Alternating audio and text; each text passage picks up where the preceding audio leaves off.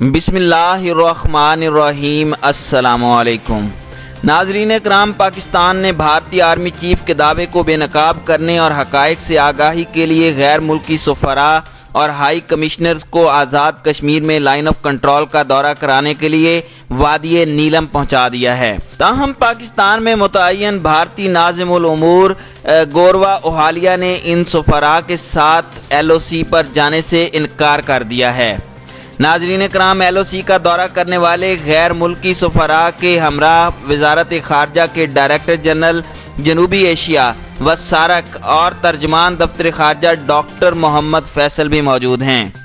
ناظرین کرام، اس دورے کے دوران سفراء اور ہائی کمشنرز کو بریفنگ بھی دی جائے گی اور وہ متعدد سیکٹرز کا دورہ کریں گے جن میں جورا، شاہ کوٹ اور نوشہری شامل ہیں، اور وہ ان مقامات کا جائزہ بھی لیں گے جہاں بھارتی اشتعال انگیزی کی صورت میں نقصان پہنچا۔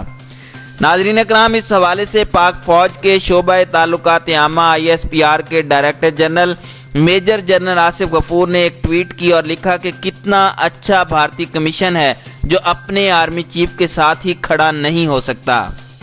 DG ISPR نے لکھا کہ بھارتی ہائی کمیشن کے عملے میں اخلاقی جرات نہیں کہ وہ پاکستان میں ساتھی سفراء کے ساتھ LOC جائیں، تاہم غیر ملکی سفراء اور میڈیا کا ایک گروپ LOC جا رہا ہے تاکہ وہ زمینی حقائق دیکھ سکے۔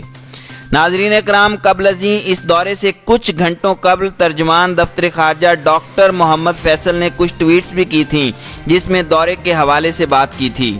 ڈاکٹر محمد فیصل نے کہا تھا کہ بھارتی آرمی چیف کا دعویٰ محض دعویٰ ہی رہ گیا، بھارت کا کوئی سفارتکار LOC کے دورے پر نہیں آیا اور نہ ہی بھارت نے مبینہ لانچنگ پیڈز کے کوآرڈینیٹس فراہم کیے۔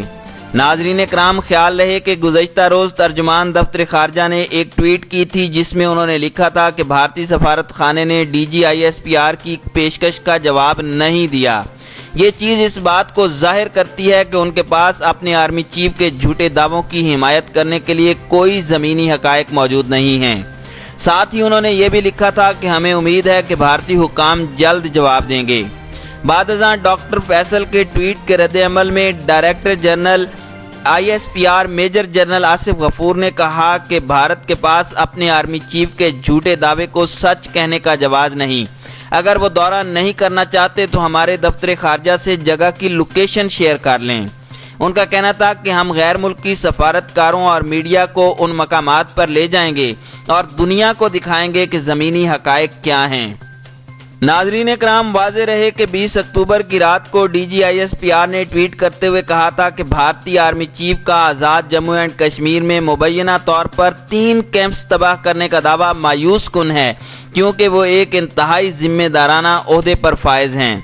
انہوں نے کہا تھا کہ ایسے کوئی کیمپس نہیں ہیں جنہیں ہدف بنایا گیا ہو، جبکہ پاکستان میں بھارتی ہائی کمیشن اگر یہ ثابت کر سکتی ہے تو غیر ملکی سفارتکاروں اور میڈیا کو اس کی جگہ لے لیا جائے۔ ناظرین کرام، خیال رہے کہ بھارتی آرمی چیف بپن راوت نے آزاد کشمیر میں واقع وادی نیلم میں مبینہ دہشت گرد کیمپس تباہ کرنے کا دعویٰ کیا تھا جسے پاکستان نے مسترد کر دیا۔ دفتر خارجہ سے جاری بیان میں اقوام متحدہ کی سلامتی کونسل کے 5 مستقل ممالک سے مطالبہ کیا گیا تھا کہ وہ بھارت کو مبینہ ٹھکانوں سے متعلق معلومات فراہم کرنے کا کہیں۔ ناظرین اکرام، دفتر خارجہ نے اقوام متحدہ کی سلامتی کونسل کے 5 مستقل ممالک کے سفارتکاروں کو بھارت کا جھوٹ بے نقاب کرنے کے لیے ان مقامات کا دورہ کروانے کی خواہش کا اظہار کیا تھا۔ دفتر خارجہ نے کہا تھا کہ بھارت کی جانب سے شہریوں کو نشانہ بنانا مقبوضہ جموں اینڈ کشمیر میں ڈھائے جانے والے انسانیت سوز مظالم سے عالمی توجہ ہٹانے کی ایک کوشش ہے۔ ناظرین اکرام، واضح رہے کہ 20 اکتوبر کو آزاد جموں اینڈ کشمیر میں لائن آف کنٹرول پر بھارتی فوج کی بلا اشتعال شیلنگ کے نتیجے میں پاک فوج کا ایک جوان اور 6 شہری شہید ہو گئے تھے۔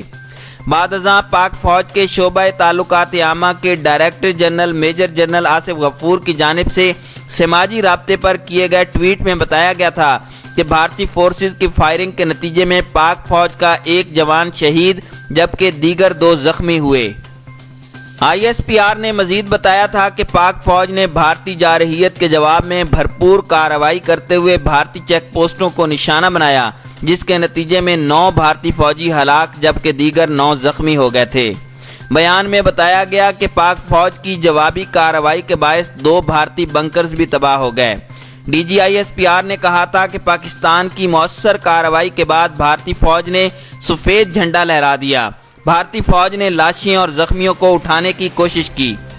ناظرین اکرام، ٹویٹ میں مزید کہا گیا تھا کہ بھارتی فوج کو سیز فائر معاہدے کی خلاف ورزی سے پہلے سوچنا چاہیے اور معصوم شہریوں کو نشانہ بنانے سے گریز کرتے ہوئے فوجی اصولوں کا احترام کرنا چاہیے۔